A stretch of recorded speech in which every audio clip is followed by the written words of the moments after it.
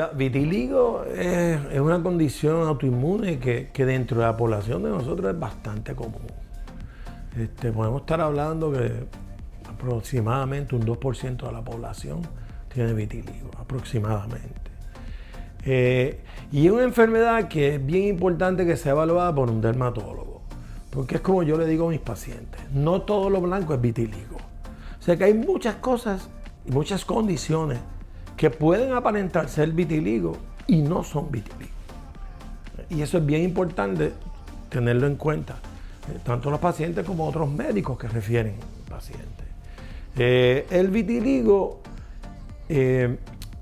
presenta áreas de depigmentación, o sea, de pérdida completa de la pigmentación, y esto es secundario a que el cuerpo genera una reacción autoinmune, o sea, produce anticuerpos y también produce linfocitos, lo que se conoce como inmunidad celular.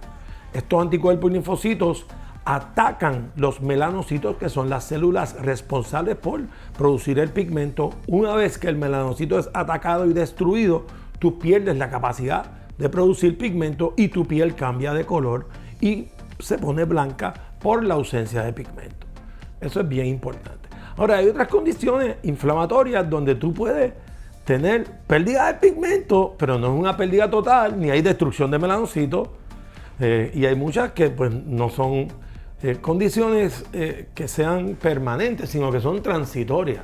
Un ejemplo es una condición bien común que se llama pitiriasis alba, que es un tipo de alergia que da en la piel, que ahora en los meses de verano tiende a aparecer con más frecuencia. Y aquí salen parchos blancos que parecen paños, pero que no son paños, es una alergia.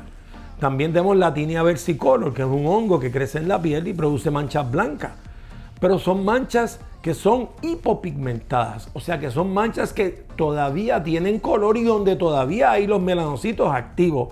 Y una vez que ese hongo se muere, esos melanocitos son capaces de volver a producir color. O sea que todo esto son condiciones donde tú ves variaciones de color temporariamente. Sin embargo, el vitiligo no, el vitiligo es una depigmentación total. Y el dermatólogo tiene mecanismos para poder hacer un diagnóstico correcto. Uno de los mecanismos que utilizamos es mirar las lesiones bajo la lámpara de luz ultravioleta A, la llamada Woods Lamp. Con esa lámpara tú puedes ver mejor cuál es la distribución de pigmento, si hay presencia o si hay ausencia del pigmento. Y eso es uno de los instrumentos que usamos los dermatólogos para el diagnóstico del vitiligo. Importante también el vitiligo cuando hay duda y hay que diferenciarlo de otras condiciones que también producen áreas de manchas blancas, pues tenemos también la biopsia de piel. Pues la biopsia de piel es un mecanismo que podemos hacer aquí en la oficina, donde se le aplica anestesia local, se saca un pedacito de la piel y se manda a un patólogo. El patólogo hace unos estudios especiales y determina si hay ausencia o presencia de melanocitos. Si hay ausencia de melanocitos, esto es vitiligo. Si hay presencia de melanocitos, pues entonces estamos hablando de una condición que no es vitiligo. Causas importantes. O sea, vitiligo es una enfermedad que en la mayor parte de los casos es autoinmune y por lo tanto las condiciones autoinmunes son hereditarias y corren en familia. ¿Ok? Pero también hay vitiligos ocupacionales y eso es bien importante. En personas que bregan con químicos como el benceno o derivados del benceno, los conocidos como hidrocarburos aromáticos, personas que trabajan, por ejemplo, en plantas petroquímicas, personas que trabajan en facilidades donde se brega con muchos solventes, muchos químicos. Esas personas pueden haber estado expuestos a hidrocarburos aromáticos, a benceno. Y se sabe que la exposición a benceno puede ser tóxica para los melanocitos. Y hay casos de vitiligo que es ocupacional. Y uno lo sabe porque pueden atacarte, pues, no las áreas clásicas donde da el vitiligo, sino en las áreas donde tú más has estado expuesto a estos químicos. Por ejemplo, una persona que no tiene vitiligo en ningún sitio y tiene solo en la cara, hay que sospechar que podría tener algún factor ocupacional envuelto. Porque la cara es el área más expuesta. ¿eh? O que da solo en las manos y no la da en más ningún sitio, y esa persona brega con unos químicos, pues ya esa persona hay que pensar en que puede haber tenido algo que sea ocupacional, o sea, exposición a algún químico tóxico a los melanocitos que se los haya dañado. Y esos casos se ven. No es lo más común, es algo raro, pero hay que pensar en eso también. Y sí, un punto importante, ¿verdad?, de que el vitíligo es una condición autoinmune y como todas las condiciones autoinmunes, pues tiende a heredarse. No siempre un papá con vitíligo va a tener hijos con vitíligo, pero sí un papá con vitíligo puede tener hijos con otras condiciones autoinmunes, puede tenerlo con hipotiroidismo, con psoriasis, etcétera, porque esto tiende a heredarse.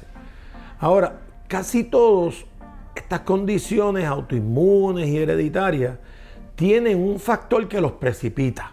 ¿Okay? A veces, por ejemplo, una infección que afecta el sistema inmunológico, un periodo de estrés bien marcado en la vida de una persona. Todo eso puede hacer que el sistema inmunológico, que ya viene con un defecto, empiece a expresar ese defecto. Si el defecto lo expresa con los melanocitos, es vitiligo. Si lo expresa más allá en la piel, es psoriasis. Si lo expresa con las coyunturas, es artritis reumatoide y así por el estilo. En la tiroide, hipotiroidismo, etc.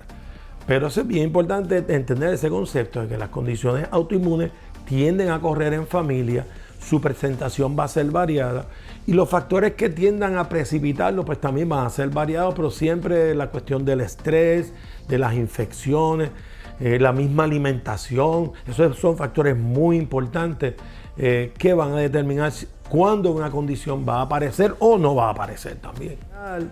Te hablé ya de la vitíligo ocupacional, sería un tipo de vitiligo. El vitiligo clásico, que son lesiones que pueden empezar en las manos, en los pies, en el área genital, alrededor de los ojos, alrededor de la boca.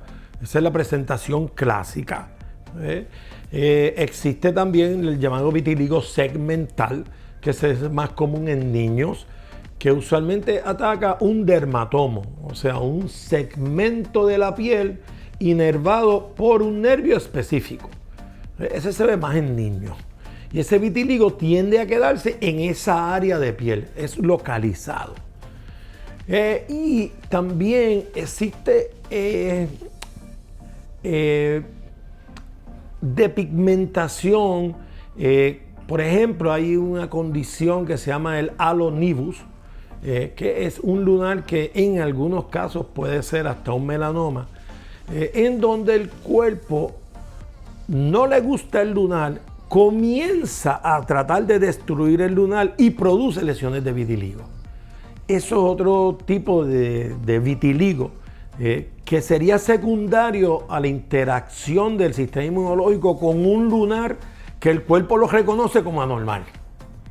Y ese fenómeno se ve en niños y ese fenómeno para mí es bien importante que esos lunares se los removamos, porque dejar ese lunar ahí es como incitar a que el cuerpo desarrolle un vitiligo más generalizado. O sea, vamos a hacer un resumen aquí.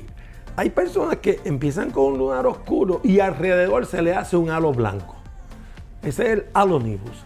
Si esa persona no se trata de ese lunar, tiene un % de que le van a empezar a salir lesiones blancas por otras partes del cuerpo. ¿Por qué? Porque el cuerpo trata de destruir ese lunar y al destruir ese lunar decide destruir melanocitos.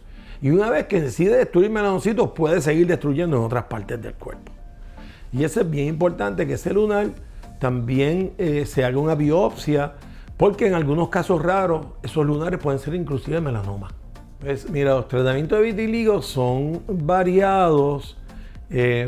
Y hay muchos estudios que dicen que suplementar los pacientes con dosis generosas de vitamina B12, ácido fólico, antioxidantes como resveratrol, alfa-lipoic acid, que ayudan en el tratamiento. Yo personalmente hago, eso es uno de los tratamientos que yo hago. También existen los llamados calcineurin inhibitors. Entre ellos hay uno que se llama Elidel o Pimecrolimus y el otro que se llama Protopic o Tacrolimus. Estos son medicamentos que son inmunosupresores y que se han probado que son efectivos para pacientes de vitiligo. Tienen sus riesgos y eso es siempre bueno que los médicos lo discutan con los pacientes, pero se usan bastante comúnmente, sobre todo cuando hay lesiones en la cara. Y otros de los tratamientos que se utilizan son los corticosteroides tópicos, o sea, los medicamentos derivados de la cortisona, que se pueden mezclar con estimulantes de la pigmentación, como la llamada Liquid Carbonic Detergent, el LCD, o se pueden mezclar con brea, con crude coal tar. Y esa mezcla del corticoide con esta brea, eso tiene un estímulo para las células de los melanocitos para volver a repigmentar el área. Y eso es un tratamiento que se usa también. En pacientes que están con lesiones localizadas son tratamientos tópicos. Pero cuando ya hay un envolvimiento más generalizado, hay dos opciones. Tratar de repigmentarlo con luz ultravioleta. Hay tratamientos de luz ultravioleta bajo supervisión de dermatólogo. Hay un tipo de luz ultravioleta que se llama narrow band, que es bastante efectiva. En mi experiencia, algún 50% de los pacientes que se tratan tienen resultados muy buenos. Esto es un tratamiento que se hace por unos meses, inclusive puedes tomarle un año o dos, y que consiste en recibir bajas dosis de luz ultravioleta, pero repetidos. Y esto es muy bueno para estimular la pigmentación. La luz ultravioleta es un espectro de muchas bandas. Hay unas más dañinas que otras. Y hay unas que penetran más profundo en la piel, hay unas que causan más melanoma y hay otras que causan más cánceres superficiales. ¿Okay? Mientras más el largo de onda de esa luz ultravioleta, más daño hace y más propenso al melanoma. Mientras más corto, más propenso al carcinoma vasocelular y al carcinoma escamoso. Eso es bien, bien importante. Aquí nosotros damos una banda que se llama la banda de los 310 nanómetros, que estimula al melanocito a crecer. El impacto a nivel del núcleo de la célula es mínimo y espanta las células del sistema inmunológico que están destruyendo los melanocitos. Esa es básicamente la forma en que el tratamiento de fototerapia funciona. Y hay otro tratamiento que es cuando ya tú has perdido la mayor parte del color. Si lo que te queda es muy poco color, ya entonces tú puedes optar por depigmentar y eliminar ese color para quedarte solo de un color. O sea que el tratamiento, cuando todavía tú tienes bastantes melanocitos, es tratar de repigmentarlos y que vuelvan a colonizar esas áreas donde se han perdido. Pero cuando ya tu vitiligo es avanzado, existe la opción de depigmentarse. Y hay medicamentos que te pueden ayudar a depigmentarte. Bien importante que los pacientes de vitiligo tienen que saber que el sol es dañino para la piel de ellos, pero es que es mucho más dañino que para la piel de las personas en general. Y la razón es que no tienen melanocitos y no tienen melanina. O sea que ellos están sin ninguna protección ante el sol. Ellos tienen que evitar el sol entre 10 de la mañana y 4 de la tarde. Y los pacientes de vitiligo tienen que entender que ellos tienen que hacer prevención. Porque si no hacen prevención a los 20 o 30 años, van a estar desarrollando múltiples cánceres de la piel en las áreas donde no tienen color. Porque esas áreas van a ser golpeadas por la luz ultravioleta, sin misericordia. Y eso va a causar un daño en la célula. Y eventualmente ese daño se va a expresar como cáncer. O sea que el paciente de vitiligo tiene que evitar esa exposición entre las 10 y las 4 de la tarde. Y inclusive si va a exponerse después de las 4 o las 5 de la tarde, tiene que usar un bloqueador solar. Y siempre aquí, pues nosotros le recomendamos usar bloqueadores minerales y que tengan protección número 50. Estos filtros que dicen protección 100, 90, 110 Nunca compren eso. Eso está lleno de químicos y son químicos que se absorben en el cuerpo y que eventualmente los van a sacar del mercado a todos. Ya el FDA se ha expresado en cuanto a eso. Ustedes siempre busquen que sus filtros solares sean de zinc o titanio, filtros minerales. Fíjate, si el vitiligo, muchas veces el problema mayor del vitiligo es el impacto que tiene en la psique de los pacientes. Tú verte que pierdes color y ya no eres igual a los otros, pues eso puede traer mucha ansiedad y puede traer mucha desconfianza en los pacientes. Esto es algo que es importante que los pacientes trabajen con esto y vayan aceptando esto. Y en mi experiencia la mayoría de los pacientes lo pueden aceptar. En los jóvenes el impacto es más fuerte. Es claro, ¿verdad?, que el joven todavía no ha desarrollado esa personalidad y ese conocimiento de un adulto. En los adultos mayores el impacto tiende a ser mínimo en el aspecto, ¿verdad?, de la psiquis de las personas. Pero hay que ayudarlos también en ese sentido para que se sientan cómodos y no se sientan distintos. Y fíjate, hay muchas campañas en los medios de Estados Unidos que yo quiero felicitarlos. Los medios publicitarios en Estados Unidos, muchos magazines, están poniendo hoy en día, por ejemplo, de modelos pacientes con vitiligo. Y se ven bellas. Se ven bellas. O sea, yo siempre se lo digo a los pacientes, esa belleza interna que tenemos los seres humanos, o sea, estas lesiones no pueden impactarte eso. Y es un reto que tienen todos los pacientes.